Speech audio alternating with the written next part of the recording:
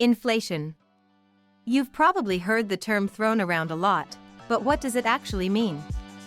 Simply put, inflation is when the prices of goods and services go up, and your money doesn't stretch as far as it used to.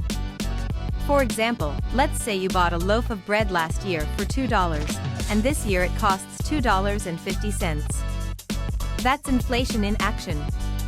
You're paying more, but the product hasn't changed. How does this impact you? Now, for the average American, inflation can make everyday living more expensive. Gas prices go up, groceries cost more, and even rent can skyrocket. So, how does inflation happen? Well, it can be caused by several factors, like increased demand for products, or supply chain disruptions, which have been major issues lately. Real-life example, the United States. In the United States, inflation hit hard in the last couple of years, especially after the pandemic. Prices surged, making it tough for many families to keep up. So, what did the US government do? They raised interest rates to make borrowing more expensive, hoping to slow down spending and reduce inflation. But that solution comes with its own set of challenges, like making home loans and car payments harder to afford. What about other countries? Now, let's look at how other countries handle inflation. In the United Kingdom, for instance, inflation also spiked, but their government took a slightly different approach by adjusting taxes and regulating wages. The Gulf countries. Meanwhile, in the Gulf countries like Saudi Arabia and the UAE, inflation has been relatively low.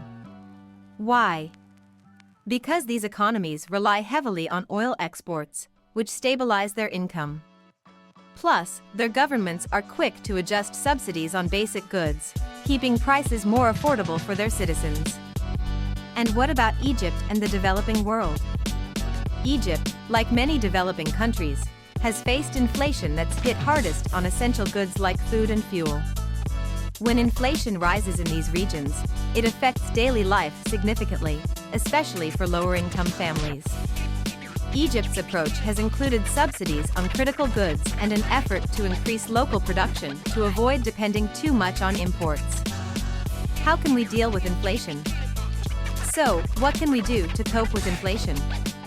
For individuals, it's about budgeting smarter, maybe cutting back on non-essentials. On a bigger scale, governments step in with policies like adjusting interest rates, offering subsidies, or even setting price controls on essential goods. Each country uses its own unique strategy based on its economy's strengths and weaknesses. In the end, inflation affects us all, whether you're in the US, Europe, or the Middle East.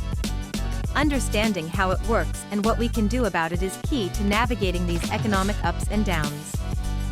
So, the next time you hear the word inflation, you'll know exactly what it means, and more importantly, how it impacts your wallet.